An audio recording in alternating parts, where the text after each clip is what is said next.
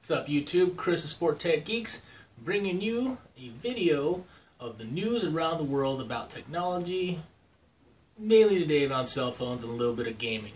We're going to start this off with the Galaxy S6 and S6 Edge. As you've probably heard that throughout the million commercials that are on the radio and on TV right now, Samsung just released their new flagship phone, the Samsung Galaxy S6 and the S6 Edge. Don't get me wrong, they're beautiful phones.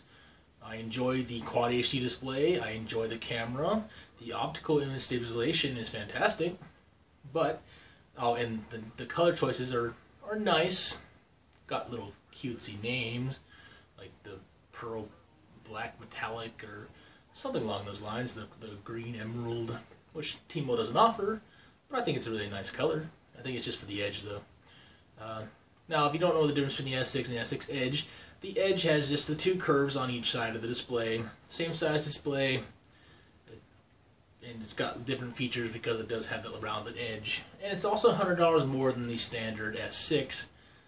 Not really sure why. It didn't really do much else besides fold the screen. Still the same size screen, same pixel density, except watching YouTube videos on landscape is kind of weird because it curves up on both sides. And it's a little awkward to hold for me. I don't really like it.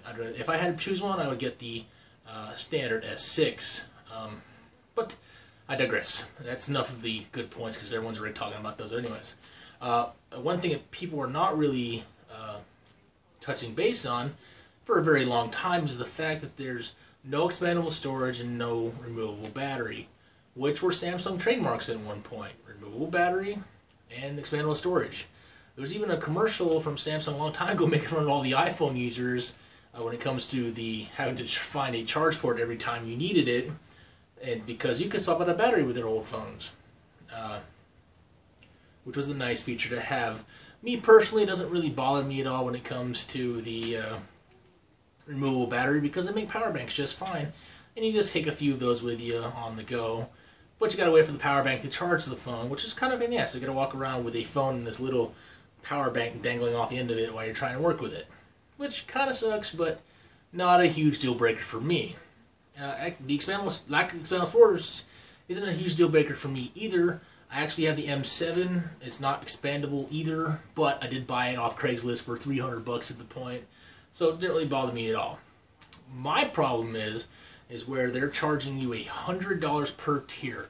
So it's 32 gigs, 64 gigs, and 128. I believe that's the tiers. So we got 32, then you jump up another 32 gigs to 64 for $100, or you go from 64 to 128 for another $100. Why does this sound familiar? Sounds a lot like the Apple motif, doesn't it? Because it is. And that's where I lose my mind, because it's not fair. Samsung is stealing a page out of Apple's book. And that's why a lot of people don't like Apple, because they charge so much just for a little bit of memory. It holds true for their iMacs, their whatever. Any Apple product does the same thing. And I'm disappointed that Samsung decided to take that out. And a lot of the reviewers are taking the argument that they did that to make the phone thinner. I'd rather have a thicker phone with expandable storage. The point is that I want choice, and we did not get the choice this time for that. And I think Samsung's just doing it to make more money. And to prove my point is that jumping from a 32 for $100, or jumping extra 32 gigs to 64 for $100, and then another 64 gigs to 128 for $100, more than that, that's $200 total from the baseline. It's just for money. Because right here I have a memory card from Samsung themselves, 64-bit. I just picked it up from Best Buy for $22.99. Memory is cheap.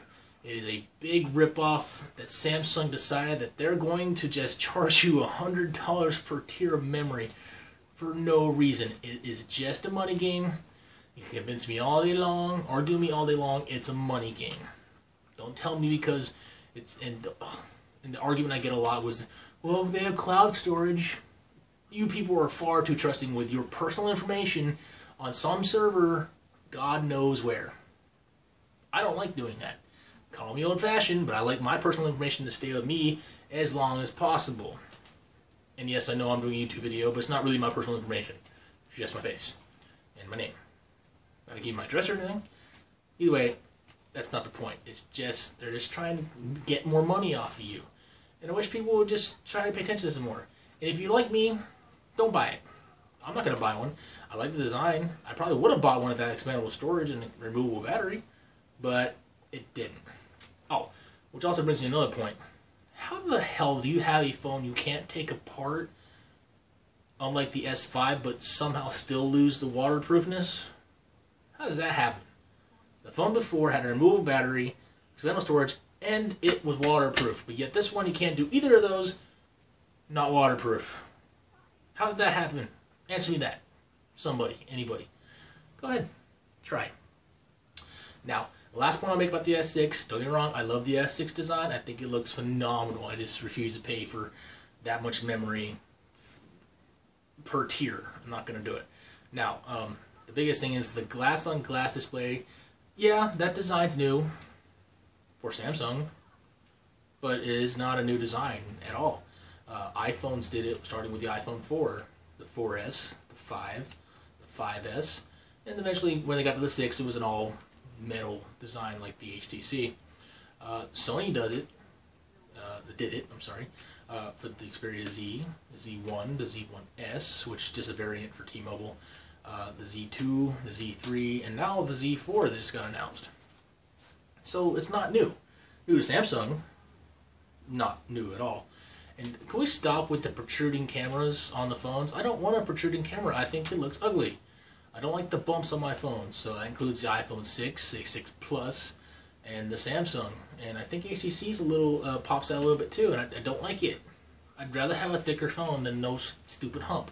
When I lay my phone flat on a surface, I want it flat. I don't want this weird wobbly thing going on. Not a huge deal, but you're going to eventually scratch that lens. I don't care if it's made of sapphire, protection, or whatever it's got. Eventually you're going to damage that lens. And I think it was a poor decision, but a lot of people don't mind it. I do. So I won't buy one. So let's go back to what I said earlier. The Xperia Z4 just got announced a couple days ago. For Japan only. Not to worry, it's not really that much of an upgrade from the Z3. So the main features is that it's lighter. It's got the same size screen. Still same LCD 3 screen on it. Same battery life. Same all that good stuff. So right now they took away the magnetic charging dock, which I thought was nice on the Z3, but not a big deal. And the reason the magnetic charging dock was on the Z3 is because there was a flap over the power port, but now that's gone because the Z4 doesn't have the magnetic charging dock, but now there's no flap on top of the power port either, which makes it really nice. So just a slight upgrade, but just for Japan only. The rumors right now are saying that Sony is going to release a global Xperia line sometime near the end of May, which I'm hoping is the all-metal one that was leaked, and apparently it was leaked from Sony's internal workings, company email to company email that got leaked. And apparently it was a bunch of documents, but the phone is supposed to be all metal, still waterproof, and it looks really nice, and I hope they come out with that. And because I would probably pick one up this time.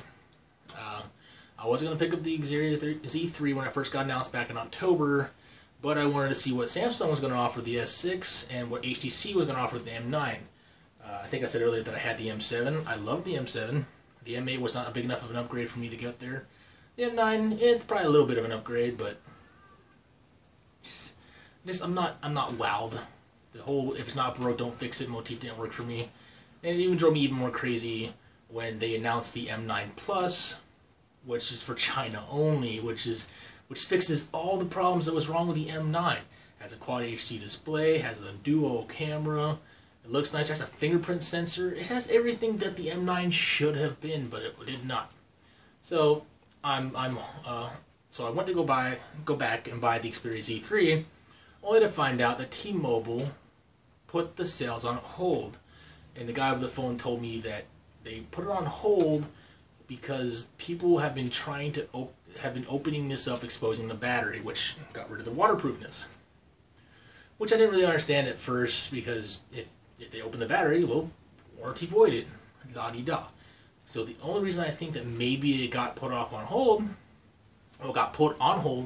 is because maybe somehow people were hurting themselves doing this, or maybe the battery was exploding when they closed it back up and the water got on the battery and exploded. I'm not sure what happened, but yeah, I have no idea. So I'm hoping that this Xperia Z3 will be sold again, but hopefully the Xperia Z4 line will be in May for the global line will be released. At that point I could pick that up. There's also rumors that there's going to be Xperia Z4 Compact, a Z4 Ultra, and if you don't know what the Ultra was, the original Z Ultra was actually a big 6-inch display phone phablet thing. Way too big for my taste. But it was nice to have that option. And there's another rumor about the Z3 Plus or XL or something like that. I'm not really sure what deals with that. But that also bumps off the rumor earlier that Sony is trying to sell out their mobile division. Because it's apparent that they're not. Because the Z4, if the Z4 Compact comes out and the Z4 Ultra comes out and the Z3 Plus or XL comes out, then I think they're really trying. Because right now, let's face it, the world right now evolves around cell phones and tablets. You know, the tablets, I think, eventually are going to get rid of the laptops, because laptops, I don't have my laptop here right now, have fans on them, they get hot, they're heavy. So a lot of people are going to the tablets with the keyboard attached to it. Take a look at the Microsoft Surface Pro line. It's actually pretty nice. They charge too much for them, but it's a fanless design and people like it. It's just not as powerful yet, but as soon as it hits those laptop power specs, you bet your ass the laptop's going to go away. As much as I like laptops, I think I like the tablet thing better because it's portable. And when you're carrying things, you don't want to carry heavy things. So that's the way it's going, and I think Sony's thinking the same thing. They just need to revamp that tired design of theirs, the glass-on-glass thing that Samsung is being praised for right now. It's tired for Sony right now, and it's hopefully they'll come out with the whole metal thing. Now, one more tidbit of information before I end this video. Something I'm kind of disappointed in, but yeah, not surprised. The original rumor is that Sony was working on a new PlayStation Vita, which would have been really nice because the Vita does need some updates to it. So, turns out that rumor is false. It's no longer going to happen, or maybe it is. Maybe they shut everybody up and they're going to work on it eventually. But I just want to talk to you what I would like in the new PlayStation Vita. As I might have mentioned in my other videos, that I did sell my original PlayStation Vita to a coworker of mine because I never played it, and because it was uncomfortable. The PlayStation 4 remote play was nice, but unfortunately, it didn't have the buttons I wanted. So with the new Vita, I'm hoping to get an L2 and R2, number one. Absolutely, I would love that so much. The L2, L3, and R3 would be nice to have, but not a huge big deal breaker for me if it doesn't have one. And hopefully they get rid of the whole proprietary memory card thing because it's really killing you, Sony. So, stop it. So if you do make one, make those three features happen, and I think you'll probably sell your Vita a lot better. I know I'll buy one if it has the L2 and R2 thing, because I'd love to do my remote play on my Vita, because I can't always get to my TV. Other people in my house want to watch TV. I have a PlayStation TV in my room, but I gotta turn on the projector, and it's a real pain in the butt.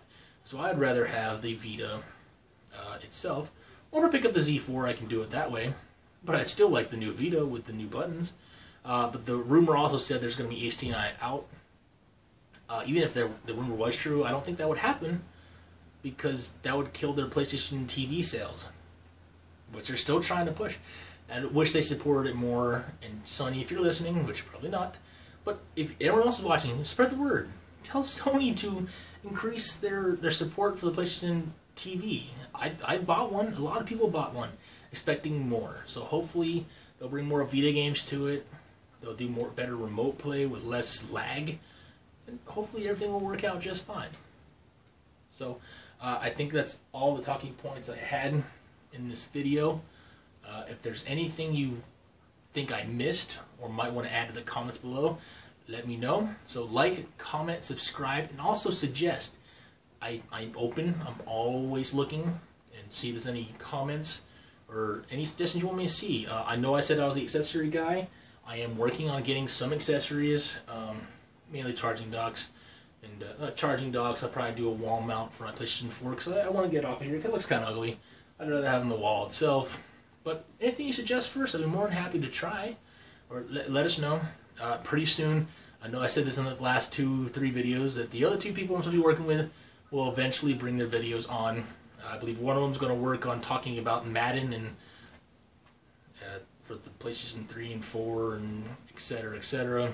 And the other one, not sure what he's going to do yet, but he's working on something big. I think he's going to do the M9 review actually. So stay tuned. I know I said it already, but like, comment, subscribe, suggest anything you want, except for weird things. Don't be creepy. Okay, that's it. I thank you for watching.